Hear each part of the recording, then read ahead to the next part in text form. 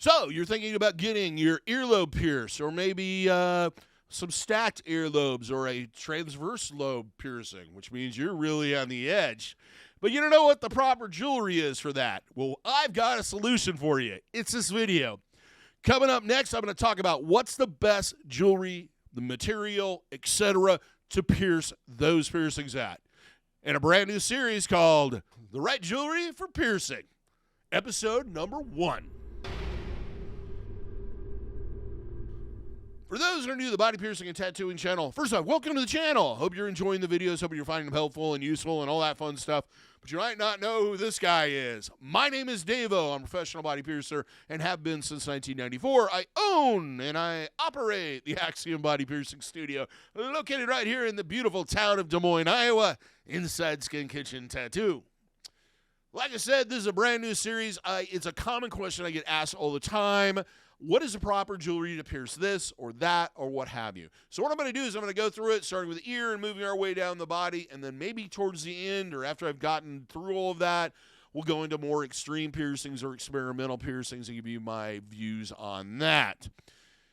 When talking about jewelry, first and foremost, we should always talk about material. Now, material-wise, this is my basic breakdown. Your best option is certified, biocompatible, implant-grade titanium. Second after that would be nickel-free, 14-karat solid gold or better, not filled or plated. Number 3 on this list would be solid or certified solid implant-grade niobium. Though it's kind of rare, you don't see much of that anymore. It is a good option as long as it isn't black niobium. Next, we move on to Pylex, also known as, and I'm going to probably murder this. I was going to look up the pronunciation, didn't get around to it. Burriosilicate or hard glass. Lastly, would be certified biocompatible implant-grade surgical stainless steel. Now, materials I do not suggest piercing with: electroplated jewelry of any type, 12-karat or less gold or gold-filled, silver jewelry. I don't know how many times I have somebody come in and say, the only thing I can wear is silver jewelry. That is a terrible thing to pierce with initially. It does not do well, and I don't even suggest putting it in many healed piercings.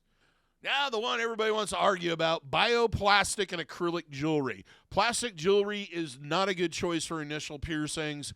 First off, no one knows what it's actually made of. Nobody knows how much of an impact it's going to create and how toxic it is to have that in your body for a long period of time. And it tends to be a little rougher or and tends to prolong healing periods, in my opinion. Last one would be silicone. Now, silicone jewelry, the biggest reason why we don't want you to heal with it is it tends to bond to the piercing, which could cause issues in the future when you try to remove it. So after it's healed, implant-grade silicone might not be an issue, but while it's healing, no. So let's get to the heart of it. Earlobe piercings. Number 1 suggestion, threadless labre, flat-back labre studs or labrette studs. These have a flat disc on one side, a post, and then you can put various different gems on the front of it. Second one would be threaded labre studs or labrette studs. With these, they're a little more complicated to take in and out, so that can be a little bit more time-consuming, but they're a good option also. Third, I would suggest either threadless or threaded, internally threaded in both cases, barbells. Now, these are the micro balls because otherwise, a bit larger balls on it, you can cause this kind of teetering effect that I don't advise in a healed piercing. That's why I prefer the labre studs, because they tend to be a little bit lighter and reduce that kind of teeter-totter effect.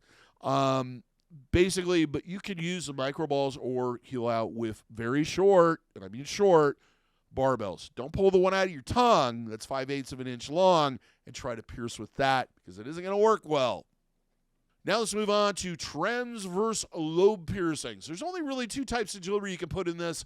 The first one being a curved barbell and the second one being a straight barbell, either threadless or threaded. They should be internally threaded if it is threaded. This comes down to the shape of your ear. Your piercer should give you a suggestion on which is going to work best for you.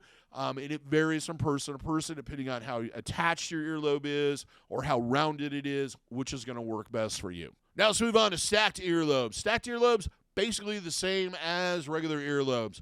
Your best bet, in my opinion, is labret studs or labret studs, either threaded or threadless, or you can get away with those micro barbell type pieces. Now let's talk about downsizing and post-healing jewelry.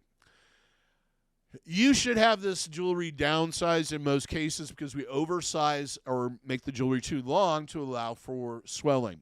The main reasons why we want you to downsize is to reduce the amount of contact the jewelry has, thus reducing the amount of problems. Also reduces the amount of movement, to reduce the possibility of bumps and other problems. And it looks better. I don't know how else to put it. We pierce with a larger piece to allow for the swelling. Usually downsizing in 4 to 6 weeks or within 4 to 6 weeks is what I advise and usually works best. Have it professionally done unless you have the proper tools. Now, as far as post, after it's healed and everything's over type jewelry, rings are possible in, out of these three, the only one I would suggest really wearing a ring in would be a lobe piercing. I guess you could put them in an upper stack, but you'd have to be an extremely large ring. Now, how long to wait? I generally suggest 6 months to a year. You figure most of these piercings, except maybe the translobe, is going to take anywhere from you're really, really healthy, 8 weeks, to more realistic, that 6-month period, and then you need to kind of add another 6 months of strengthening, kind of double that up before you switch the shape of the jewelry. Because you're going from straight to curved, and it can cause issues in even a healed piercing. So don't go through all that trouble of healing the piercing out, making them look beautiful and everything else, and then mess it up by changing the jewelry too quickly. Whenever in doubt, always talk to your piercer before switching jewelry and ask their advice on what types are going to work and not work.